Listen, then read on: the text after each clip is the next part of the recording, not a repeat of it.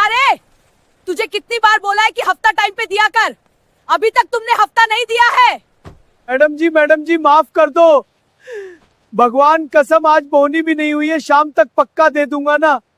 गरीब के पेट पर लात मत मारो मैडम जी। तेरी बोहनी का मैं क्या करूं? वर्दी का नियम बिल्कुल साफ है, हाफ समय पर मतलब समय पर।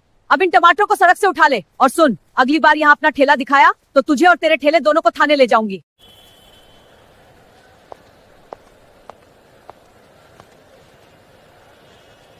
मैडम जी आपकी कोल्ड ड्रिंक। और सुन, अगली बार बिना बोले बोतल बाहर होनी चाहिए। जी मैडम जी। भैया आज बॉर्डर से घर आ रहे हैं। भैया को काजू कतली बहुत पसंद है, आज तो वो बहुत खुश होंगे। जल्दी घर पहुंचती हूँ, उनके लिए खाना भी तो बनाना है।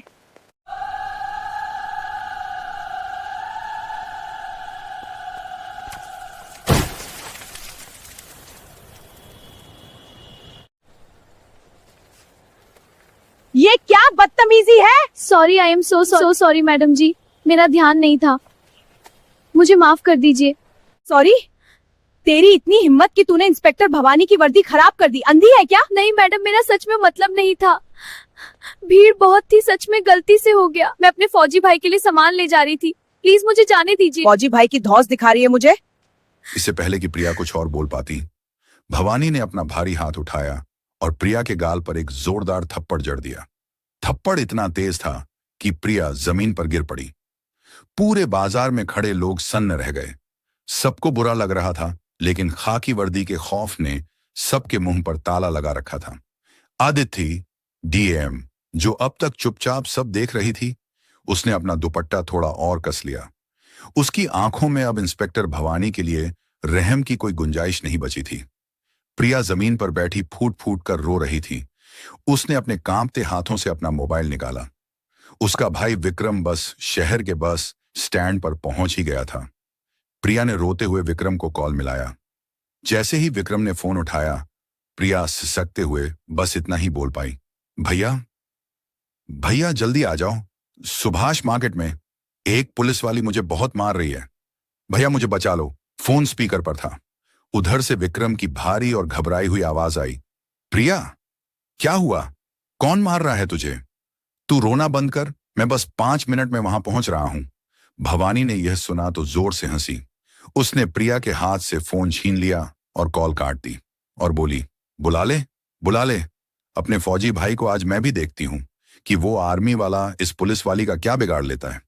आज तो मैं तुझे सरकारी काम में रुकावट डालने के जुर्म में ऐसी धारा लगाकर अंदर करूंगी कि तेरी पूरी जवानी जेल में सड़ेगी। भवानी ने प्रिया के बाल पकड़कर उसे जमीन से उठाया। मासूम प्रिया बस रो रही थी और बार बार कह रही थी, मुझे छोड़ दो, मेरी कोई गलती नहीं है।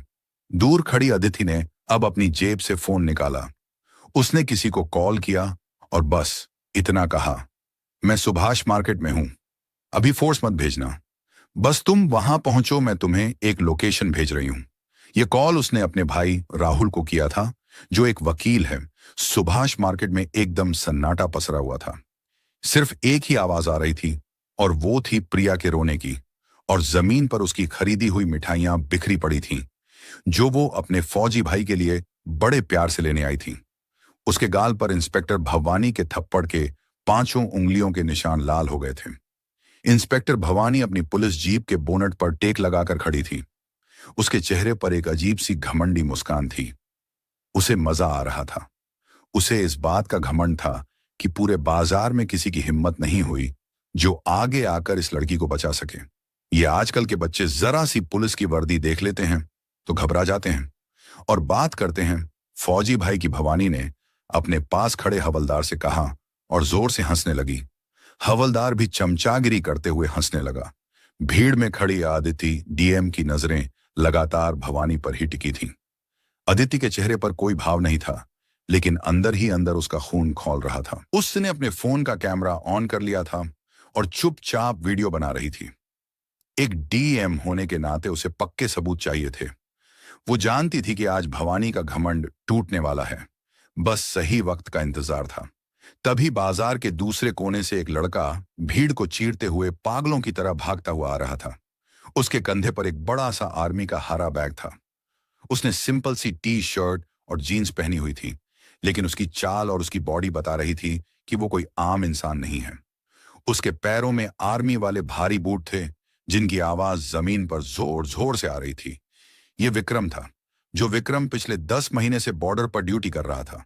वो बस यही सोचकर घर आ रहा था कि अपनी छोटी बहन प्रिया के हाथ का बना खाना खाएगा और अपनी मां के गले लगेगा। लेकिन बस स्टैंड पर उतरते ही उसे प्रिया का वो रोता हुआ फोन आ गया। विक्रम ने न बैग देखा न रास्ता, बस एक ऑटो वाले को पैसे फेंके और दौड़ता हुआ मार्केट पहुंच गया। भीड़ को हटाते हुए जैसे ही विक्रम बीच में आया, उसके कदम अचानक रुक गए। सामने का नजारा देखकर विक्रम का दिल बैठ गया। उसकी लाडली बहन, जिसे उसने बचपन से कभी एक खरोंच तक नहीं लगने दी थी, वो जमीन पर बैठी रो रही थी। उसका दुपट्टा मिट्टी में सना था और गाल सूजा हुआ था। पास ही एक महिला पुलिस इंस्पेक्टर हाथ में डंडा ली खड़ी थी। विक्रम के हाथ से उसका बैग छूटकर जमीन पर गिर गया। प्रिया विक्रम के मुंह से एक भारी आवाज निकली।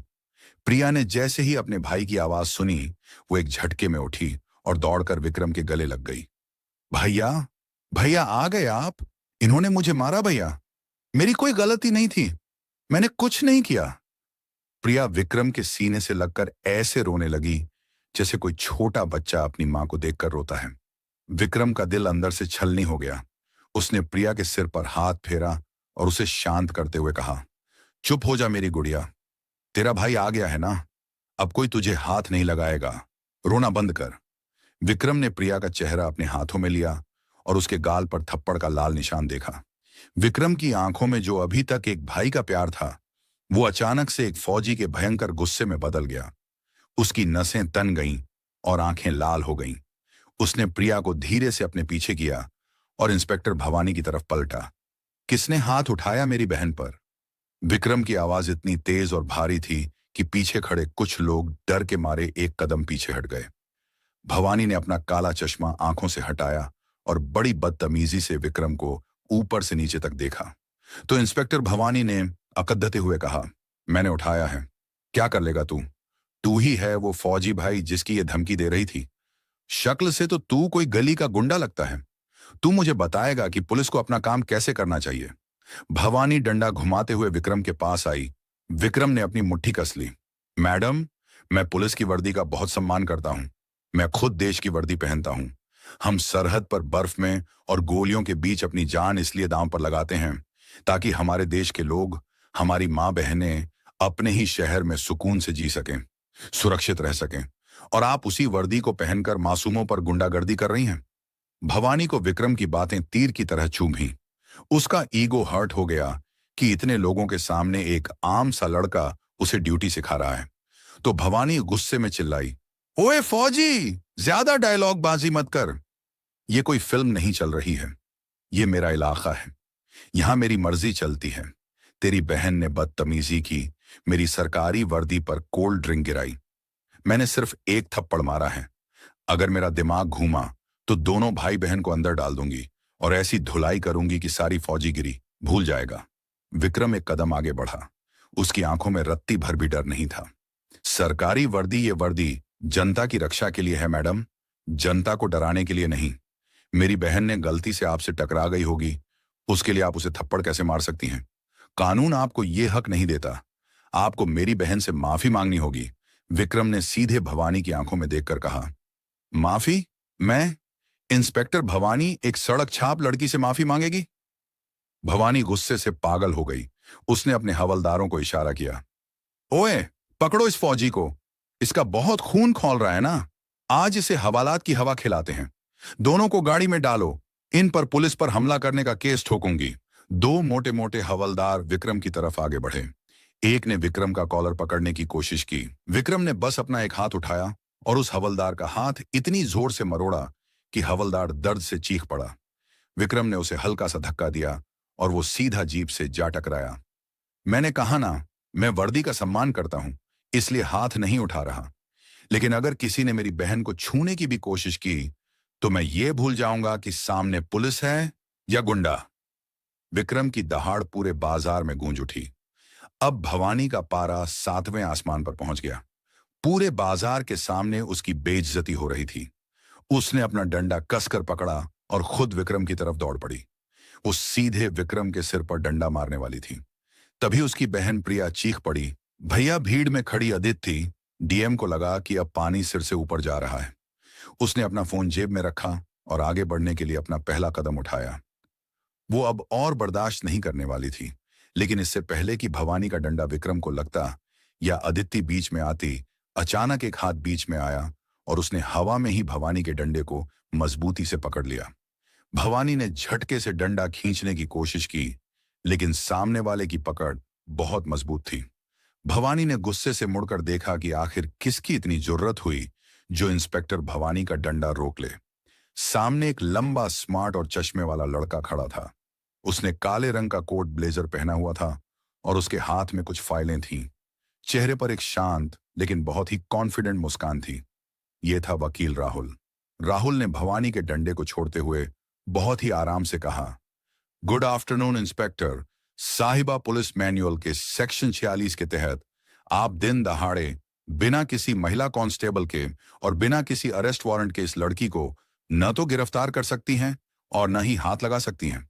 और अगर आपने इस फौजी भाई पर डंडा चलाया तो मैं आप पर अटेम्प्ट टू मर्डर यानी हत्या की कोशिश का केस ठोक दूंगा। भवानी राहुल को देखकर और भड़क गई। तू कौन है बे? बीच में क्यों आ रहा है? राहुल ने अपनी जेब से अपना बार काउंसिल का आईडी कार्ड निकाला और मुस्कुराते हुए बोला, मैं राहुल हूं मैडम, पेशे से वकील और शौक से उन पुलिस वालों का दिमाग ठिकाने लगाने वाला जिन्हें अपनी वर्दी की गर्मी कुछ ज्यादा ही चढ़ जाती है। अब मामला पूरी तरह से पलट चुका था। एक तरफ फौजी का गुस्सा था और दूसरी तरफ वकील का कानून, और इन सब के बीच सादी वर्दी में खड़ी डीएम अदिति चुपचाप अपने भाई राहुल और फौजी को देख रही थी। एक हल्की सी मुस्कान अब अदिति के चेहरे पर आ गई थी। बाजार के बीचों बीच मानो समय रुक सा गया था।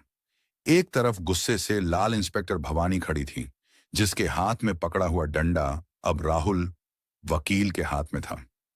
राहुल के चेहरे पर कोई डर नहीं था, बल्कि एक बहुत ही शांत और चुभने वाली मुस्कान थी। उसने भवानी की आंखों में देखते हुए डंडे को हल्का सा झटका देकर छोड़ दिया। भवानी 2 कदम पीछे खिसक गई। उसका सीना गुस्से से ऊपर नीचे हो रहा था। फिर भवानी जोर से चिल्लाई, तू मुझे कानून सिखाएगा 2 कौड़ी के वकील? तेरे जैसे रोज कोर्ट के बाहर 50-50 रुपए में एफिडेविट हलफनामा टाइप करते हैं। तू मुझे बताएगा कि पुलिस का काम क्या होता है? राहुल ने अपनी कोट की जेब में हाथ डाला और बहुत ही आराम से बोला, मैडम जी, मैं क्या करता हूं वो छोड़िए, आप क्या कर रही हैं वो देखिए। पहली बात, आपने इस मासूम लड़की को बिना किसी वजह के सरेआम थप्पड़ मारा। दूसरी बात, जब इसका भाई जो खुद एक फौजी है आपसे बात करने आया तो आपने उस पर डंडा उठाया। और तीसरी बात, राहुल ने भीड़ की तरफ हाथ घुमाते हुए कहा, यहां खड़े इन गरीब सब्जी वालों से आप हफ्ता वसूल रही हैं। ये सब गैर कानूनी है। अगर मैंने अभी आपके खिलाफ कंप्लेंट कर दी तो आपकी ये वर्दी उतारने में 24 घंटे भी नहीं लगेंगे।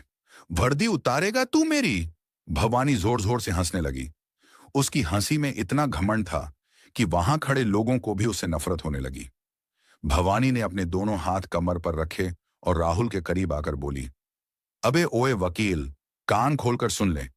ये कोई कोर्ट कचहरी नहीं है जहां तेरी ये किताबी बातें चलेंगी। ये सुभाष मार्केट है और यहां का कानून मेरी इस डंडी से चलता है। उसने अपना डंडा राहुल की छाती पर लगाया। तू बात करता है कंप्लेंट की? जा कर दे कंप्लेंट। किसको करेगा? एएसपी को, डीआईजी को, या सीधे जाकर डीएम के पैरों में गिरेगा? अरे वो डीएम सीएम सब एसी कमरों में बैठकर सिर्फ फाइलें साइन करते हैं। सड़क पर राज हम पुलिस वालों का चलता है। यहां कोई डीएम मुझे रोकने नहीं आने वाला, भवानी ने गुर्राते हुए कहा। भीड़ में खड़ी अदिति डीएम ने जब ये बात सुनी तो उसकी मुट्ठी और कस गई। उसे यकीन नहीं हो रहा था कि एक पुलिस अफसर खुलेआम इतनी बड़ी बड़ी बातें कर रही हैं और आम जनता को कीड़े मकोड़े समझ रही हैं। अदिति के चेहरे पर एक सख्त भाव आ गया। वो समझ गई कि अब पानी सिर से ऊपर जा चुका है। इधर फौजी विक्रम का खून फिर उबलने लगा। उसने राहुल के कंधे पर हाथ रखा और बोला, वकील साहब, आप पीछे हट जाइए। ये औरत बातों से नहीं समझेगी। इसने मेरी बहन पर हाथ उठाया है। मैं इसे कोर्ट तक जाने ही नहीं दूंगा। आज यही फैसला होगा। विक्रम आगे बढ़ने ही वाला था कि राहुल ने उसका हाथ पकड़ लिया। नहीं विक्रम भाई, राहुल ने प्यार से फौजी को समझाते हुए कहा, आप देश के रक्षक हैं। अगर आप इस गुंडी पुलिस वाली पर हाथ उठाएंगे तो आप में और इसमें क्या फर्क रह जाएगा। इसे कानून तोड़ने दीजिए, हम इसे कानून से ही सजा दिलाएंगे। आप बस अपनी बहन को संभालिए। राहुल की बात सुनकर विक्रम रुक गया। उसने प्रिया को अपने पीछे कर लिया, लेकिन उसकी नजरें भवानी पर ही गड़ी थीं, जैसे कोई शेर अपने शिकार को देख रहा हो। भवानी को राहुल की बात सुनकर और भी ज्यादा आग लग गई। गुंडी? तूने मुझे गुंडी कहा? तेरी इतनी हिम्मत? भवानी ने अपने हवलदारों की तरफ देखकर जोर से आवाज लगाई। अरे खड़े क्या हो तमाशा देखने के लिए? डालो इन तीनों को जीप में। इस फौजी की सारी हेकड़ी मैं थाने में निकालती हूं और इस वकील के तो हाथ पैर तोड़कर ऐसा केस बनाऊंगी कि जिंदगी भर कोर्ट की सीढ़ियां नहीं चढ़ पाएगा। पकड़ो इन्हें। हवलदार आगे बढ़े। विक्रम ने भी अपने हाथ की स्लीव्स, बाहें ऊपर कर ली। वो अब किसी भी हाल में अपनी बहन और राहुल को हाथ नहीं लगाने देने वाला था।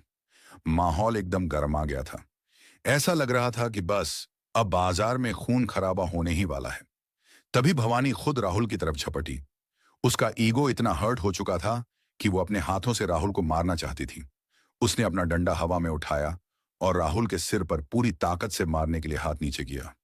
लेकिन इससे पहले कि वो डंडा राहुल को लगता, भीड़ को चीरते हुए एक औरत अचानक सामने आ गई। उसने बहुत ही साधारण सा कॉटन का सूट पहना हुआ था, चेहरे पर दुपट्टा बंधा था और आंखों पर एक सिंपल सा चश्मा था। उस औरत ने आगे बढ़कर भवानी का हाथ बीच हवा में ही पकड़ लिया। उसकी पकड़ इतनी मजबूत और सख्त थी कि भवानी का हाथ वहीं के वहीं रुक गया। भवानी ने गुस्से से उस औरत की तरफ देखा। उसे लगा कि बाजार की कोई आम औरत बीच बचाव करने आ गई है। ऐ औरत, तेरा दिमाग खराब है क्या? पुलिस के काम में दखल दे रही है? छोड़ मेरा हाथ, वरना तुझे भी इसी जीप में ठूंस दूंगी। भवानी उस औरत पर बुरी तरह चिल्लाई और उसे धक्का देने की कोशिश की, लेकिन वो औरत अपनी जगह से 1 इंच भी नहीं हिली। उसने उल्टा भवानी का हाथ झटके से नीचे कर दिया और उसे 1 कदम पीछे धकेल दिया। भवानी का मुंह खुला का खुला रह गया। एक आम सी दिखने वाली औरत की इतनी हिम्मत! वो पागलों की तरह उस औरत पर झपटने वाली थी। तभी वकील राहुल के चेहरे पर एक बहुत ही चौड़ी और सुकून वाली मुस्कान आ गई। उसने विक्रम के कंधे पर हाथ रखा और भवानी की तरफ देखकर जोर से बोला, इंस्पेक्टर साहिबा, अपनी औकात में रहिए।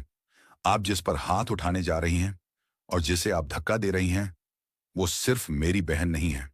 भवानी रुकी। उसके माथे पर पसीना आ गया। बाजार में सन्नाटा छा गया। सब बस उसी साधारण सी औरत को देख रहे थे। राहुल ने अपनी बात पूरी करते हुए कहा, यह कोई आम औरत नहीं है इंस्पेक्टर साहिबा। ये इस जिले की नई collector, district magistrate, DM Aditi हैं। राहुल के मुंह से ये शब्द निकलते ही पूरे सुभाष मार्केट में ऐसा सन्नाटा छा गया, मानो किसी ने बाजार का म्यूट बटन दबा दिया हो। जो लोग दूर खड़े तमाशा देख रहे थे, वो भी अपनी जगह पर बुत बनकर खड़े रह गए। भवानी के हाथ से उसका घमंड वाला डंडा छूटकर जमीन पर थक से गिरा। उस साधारण सी सूती सूट वाली औरत ने धीरे से अपने चेहरे से दुपट्टा हटाया और अपना चश्मा उतारा। उसका चेहरा एकदम शांत था, लेकिन उसकी आंखों में एक ऐसी चमक और सच्चाई थी जो किसी भी झूठे इंसान को डराने के लिए काफी थी। उसने अपनी जेब से अपना सरकारी आईडी कार्ड निकाला और भवानी के चेहरे के ठीक सामने कर दिया। District magistrate Aditi Sharma. अदिति ने बहुत ही ठंडी और सख्त आवाज में कहा। भवानी के चेहरे का रंग ऐसे उड़ीच गया जैसे किसी ने उसका खून चूस लिया हो। उसके माथे पर पसीने की बूंदें चमकने लगीं और उसके पैर कांपने लगे। जो भवानी अभी तक शेरनी बनी हुई थी, वो अब एक भीगी बिल्ली बन चुकी थी। मैडम, मुझे पता नहीं था कि आप। भवानी के मुंह से शब्द ही नहीं निकल रहे थे। वो हकला रही थी। अदिति ने आईडी कार्ड वापस जेब में रखा और भवानी की आंखों में सीधे देखते हुए कहा, तुम्हें पता नहीं था?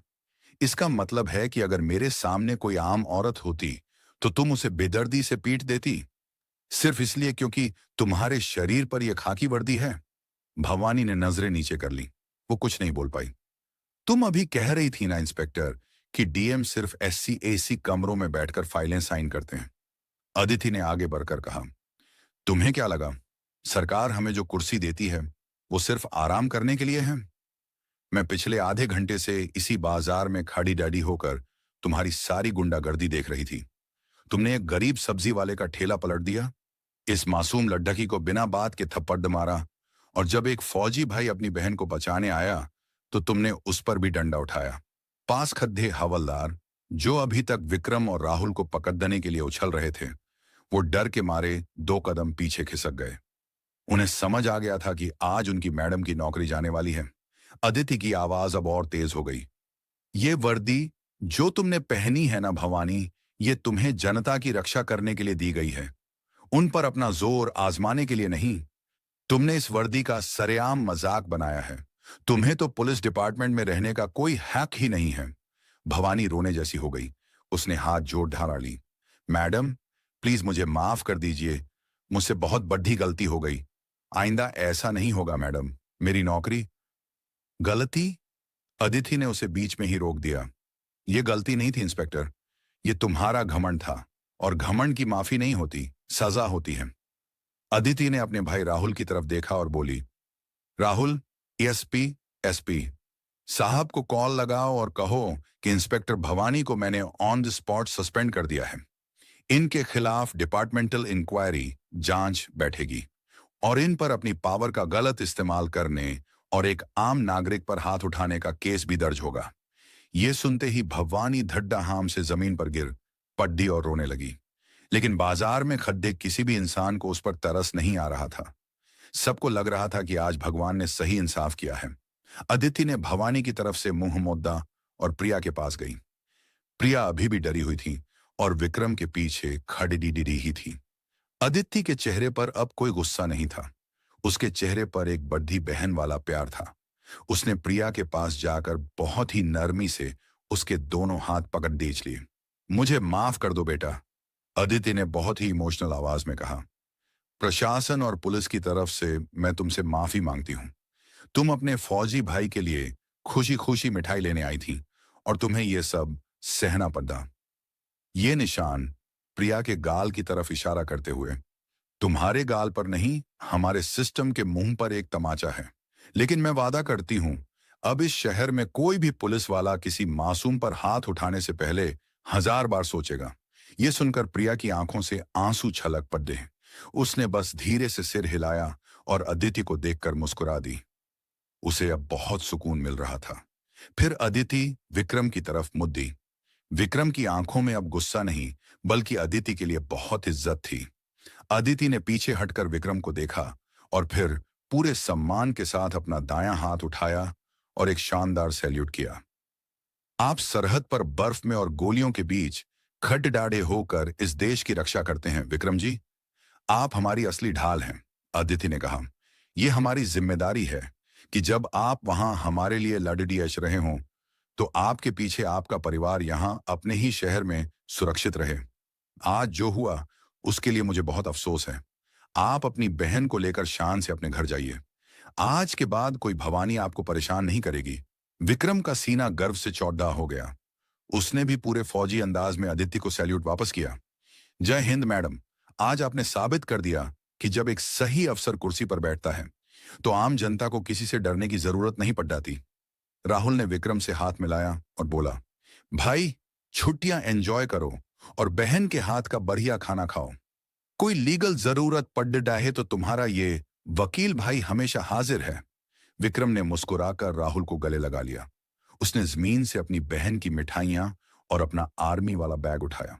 उसने प्रिया का हाथ पकड़ा और बाजार से बाहर की तरफ चल दिया। आदित्य और राहुल ने उन्हें जाते हुए देखा। दोनों भाई बहन, डीएम और वकील के चेहरे पर एक संतुष्टि वाली मुस्कान थी। जैसे ही विक्रम और प्रिया वहां से गए, पूरे बाजार में अचानक से जोर जोर से तालियां बजने लगीं। सब्जी वाले, रिक्शे वाले, दुकानदार और वहां खड्डी औरतें सब खुशी से ताली बजा रहे थे। आज उन्होंने अपनी आंखों के सामने सच की जीत और एक असली अफसर की ताकत देखी थी। जमीन पर बैठी भवानी अपना मुंह छुपाकर रो रही थी और अदिति अपने भाई राहुल के साथ अपनी गाड़ी की तरफ बरा गई। शहर को उसका नया रक्षक मिल चुका था, जो खाकी में नहीं बल्कि सादी वर्दी में था। तो दोस्तों, यह कहानी केवल मनोरंजन और शिक्षा के उद्देश्य से बनाई गई है। इसमें दिखाए गए सभी पात्र, घटनाएं और संवाद काल्पनिक हैं। किसी भी वास्तविक व्यक्ति, संस्था या घटना से इनका कोई संबंध नहीं है। कृपया इसे केवल कहानी के रूप में देखें और इसका आनंद लें। हम किसी की भावनाओं को ठेस पहुंचाना नहीं चाहते। अगर आपको यह कहानी पसंद आई हो तो इसे लाइक करें और ज्यादा से ज्यादा लोगों तक शेयर करें। कमेंट करके बताएं कि आपको कौन सा कदम सबसे अच्छा लगा और हमारे चैनल को सब्सक्राइब करना ना भूलें, क्योंकि हम आपके लिए ऐसे ही प्रेरणादायक कहानियां लाते रहेंगे। धन्यवाद।